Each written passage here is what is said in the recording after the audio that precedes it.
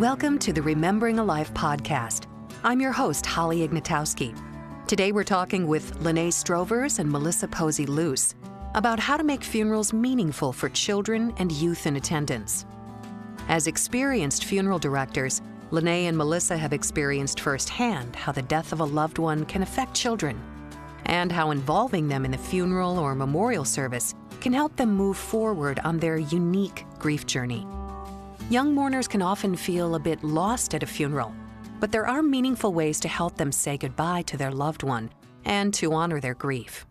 We're going to explore some of those today. Welcome, Lanae and Melissa. Thank you so much for joining me today.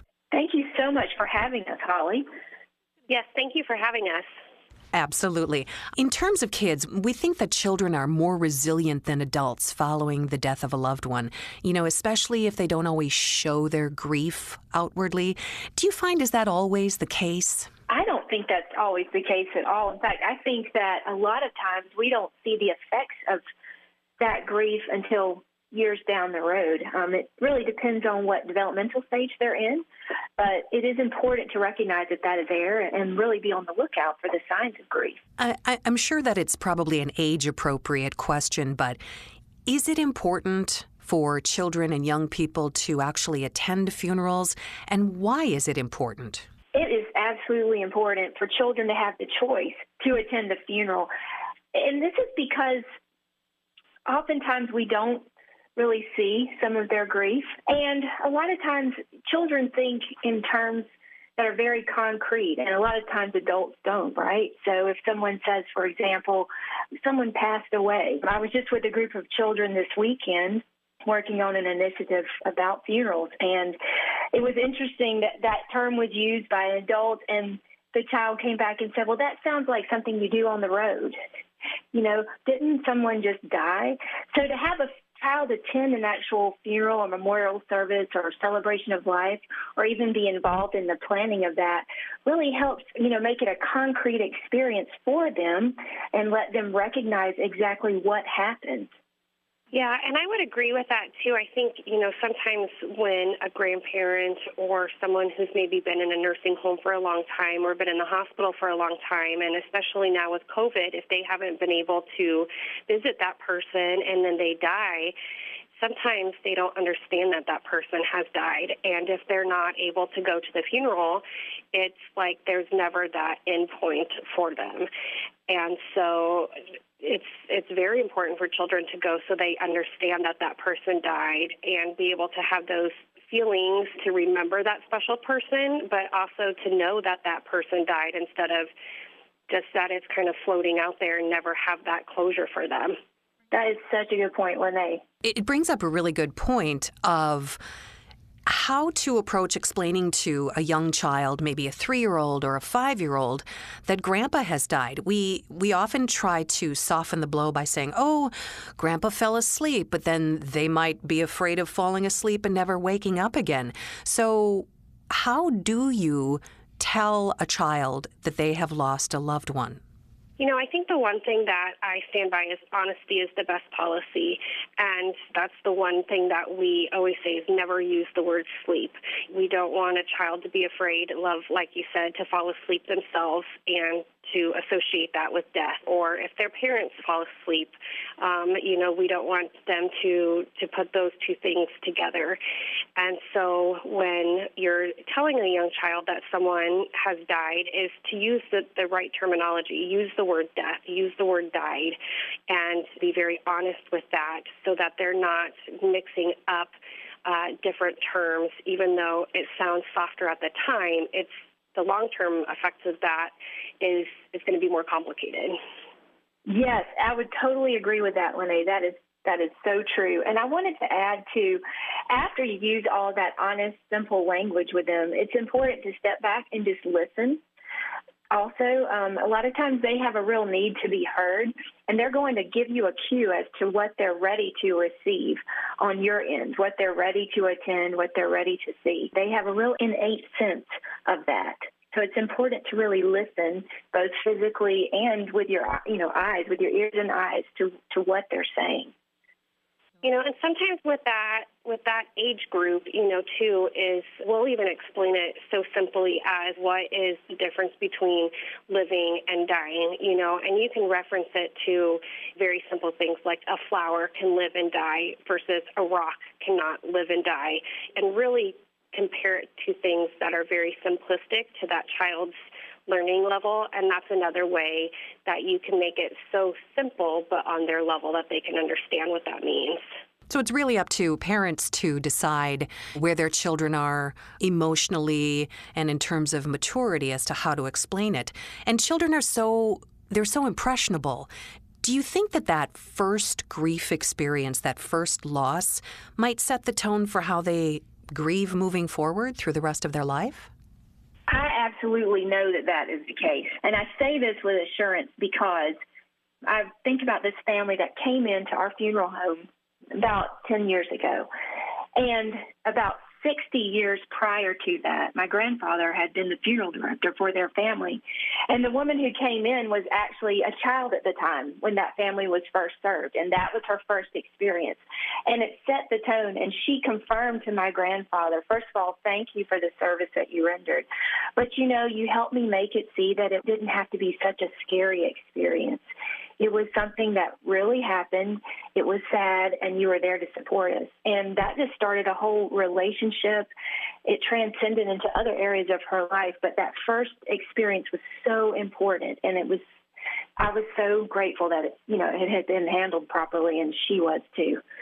So yes, both the grown-ups in the child's life and then the professionals in the industry, like funeral directors, can help shepherd that experience and really make it a good first impression for them. Do you find any value in involving children in the planning of a funeral? I think definitely. I think a lot of times when families come to make arrangements, a lot of times they decide to leave, younger children at home. And there's definitely certain circumstances where that's appropriate. But in some circumstances, when they do bring children to arrangements, I think it can be beneficial, especially if it's maybe a sibling who passed away. And our job as a funeral director to be able to ask that sibling, what was your brother or sister's favorite color? Or, what were some games that you guys like to play? Or what was your favorite snack? Things that can make them feel involved in that, and also because they just had a loss of a sibling, or maybe it was their grandma and they had a very close relationship with them, to make them feel that their relationship was important and validated. And that way it also has something that you can then, when they come back for that first view in that funeral, you can make something special for them to make them know that they were heard during that time. And I think it's just something that you can do to validate their loss as well. Might it be helpful for children to plan and lead a memorial service after the more traditional funeral is held? And how can you as a funeral director help facilitate that? Yes, absolutely. I think that this could be very beneficial. While it's not something that's traditionally done or widely done, I think it's something to consider.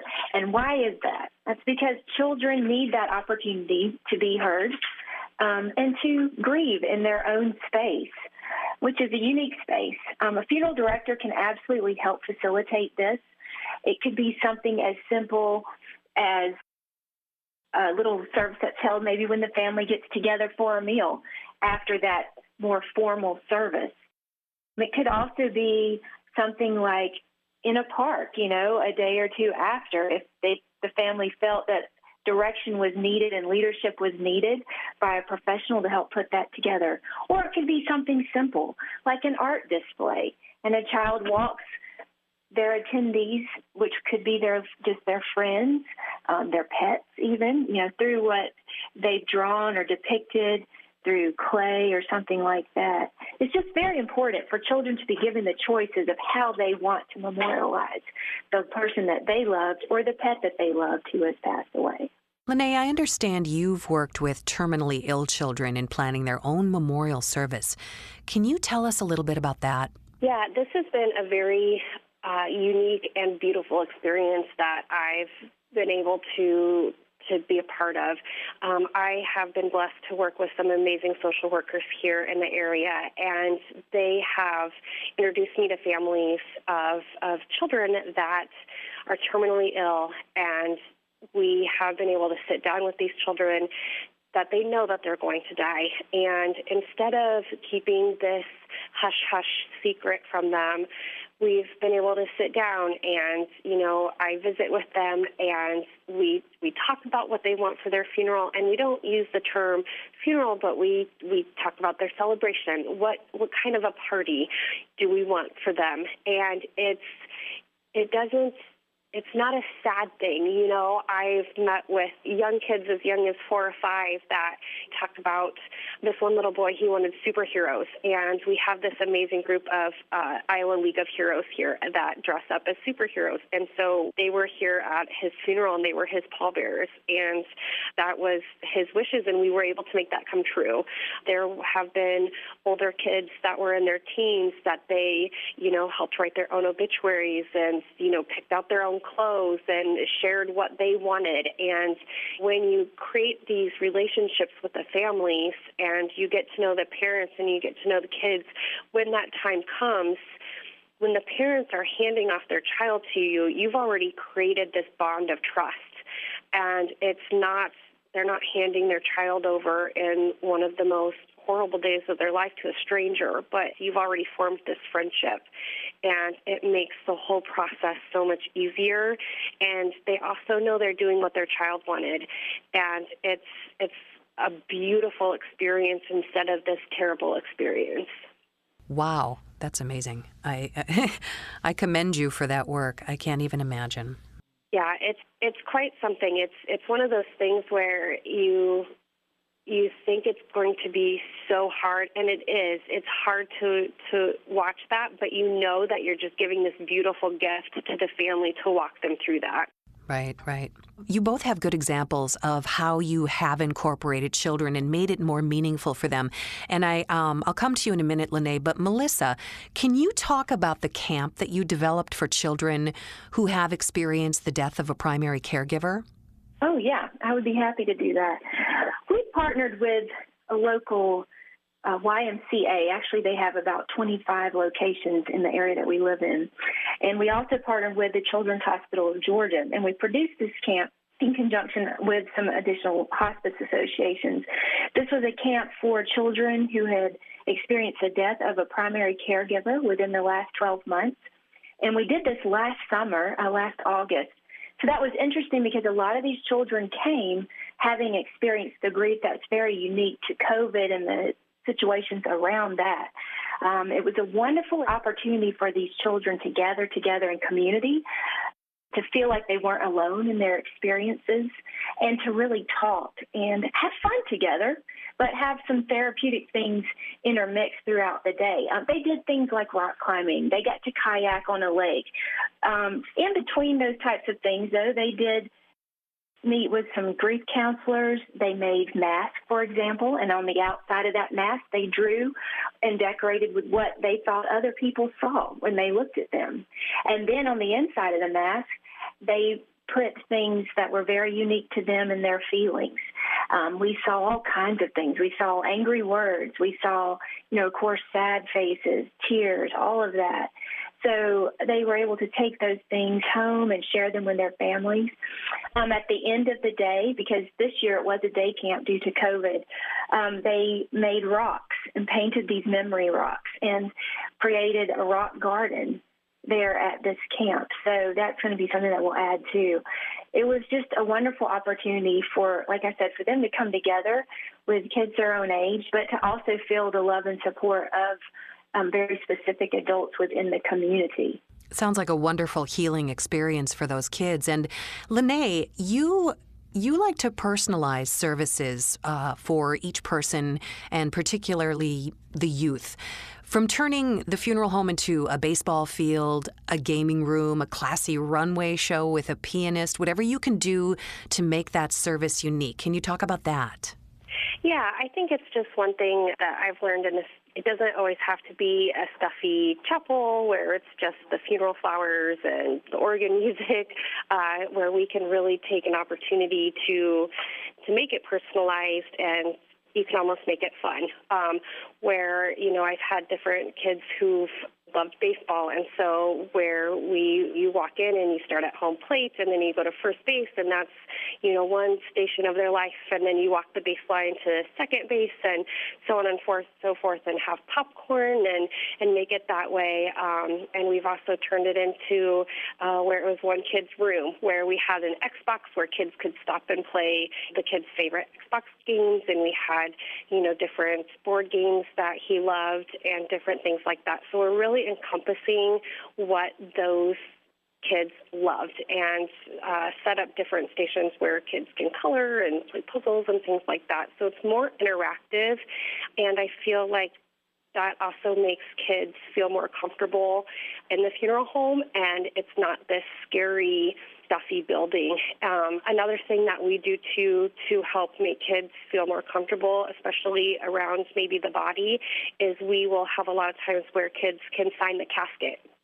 And that will encourage people to come up and get closer to the body. And we really feel, especially with teenagers, they'll come up, they will spend some time putting their emotions into writing a note in their final farewell to a friend, and getting a little bit closer, where a lot of times you see where maybe kids want to hover in the back, but when they see that people are writing on that casket, they come closer. It helps them with that grieving process to physically say goodbye in that way. And so that's something that we really try and strive to make things personalized for each family, and just do those little extra touches. Very unique. And speaking of after the funeral, what happens after that funeral is over? Do either of you work with children after funerals to help them begin their long-term grief journey? So we at Hamilton's, we have an amazing section of the funeral home, which is called the Academy of Grief and Loss. And what is amazing with that group is they will go into schools and do some follow-up grief work. Another thing that we have is some different camps that we do. They're not overnight, but we will do ages, some young ages, that is like 3.5-year-olds to 6-year-olds, little hands, and then we do Healing Hearts, which is 6 to, I believe, 9-year-olds, that we get them together and talk about their special person and help them talk about what the funeral meant to them, what questions they had about the funeral, and kind of do a debriefing after that. And it's so interesting what the kids' take on that was, what everything meant. And so that's a lot of follow-up that we do, which is wonderful. So that's a great program that we have. We team up with different positions in the funeral home. So we have the academy, we have a funeral director, and then we also have volunteers within the community that help with that. And I'd like to add to that, I have heard from a lot of educators around the country and counselors that they are lacking resources. So to utilize a funeral director or a funeral home like that Lanae represents is wonderful. If they would consider inviting these people with their resources to come in and partner with them, I think there's a great opportunity for our community to support these children in their grief. What resources are available for parents and other guardians who might have questions about involving kids in funerals or in grieving? I wanted to mention on the Remembering the Life website, there is a whole tab that speaks to the Youth and Funerals Initiative that the Funeral Service Foundation has provided, and there's some wonderful resources there. There are videos, there are booklets, e-booklets that you can see. There's topics like discussing death and funerals, youth involvement and memorialization, lots of good information to really help families have the discussion and open the doors to know what to do when a funeral happens, to let children know what they might see. There's a lot of great things like that. And then for after the funeral, I know Lanae has some good offerings as well to mention.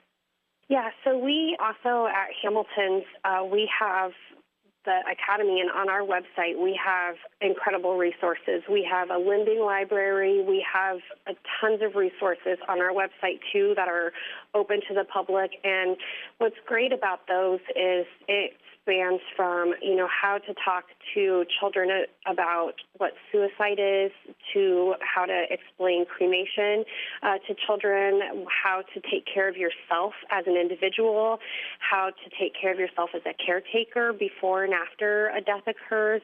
There's so many different resources, which is great. We even span into how to handle the death of a pet. A death of a pet sometimes for children is harder than a death of a grandparent sometimes, and so we really span all of that. And so we have a lot of those resources as well. And it's not something that we keep, that's just for our funeral home, but that is for everybody to access and to use. Very valuable indeed. I have a question for each of you, and I'm going to start with you, Melissa. Who are you remembering today? It's interesting that you asked me that question. Just last night I was on a walk with our dogs, and I saw this large buck standing on the side of the road. And I was going through a moment where I needed to reflect upon what kind of strength I needed for some things in my life that are challenging me. So today, and when I saw that last night, and I continue to think about this today, he reminded me of my grandparents and their love for me and their confidence in me. And so today I'm remembering my grandfather and grandmother, Dudley and Marie Posey. Lanae, who are you remembering today? I would say my Aunt Laura Hessing. She passed away almost 20 years ago, and she was a grade school teacher, and she was diagnosed with cancer. And when she knew that she was going to die, she spent most of her time making sure that her students understood what was going to happen when she died. And that was far before I knew I was going to be in the funeral industry. And once I got into the funeral industry, that stuck with me so strongly, and it made me realize it was so important to explain to children the process, what was going to happen, and that changed my whole outlook on how I wanted to be a funeral director from what she did as a teacher. Lanae and Melissa, thank you so much for joining me today and for the very unique and important work that you do to ensure that even our youngest mourners are acknowledged and valued and involved when someone they love has died. Thank you so much for having us today and recognizing the importance of remembering that children are those lost mourners oftentimes, and remembering that they need the experiences just as we as adults do for support, love, and comfort.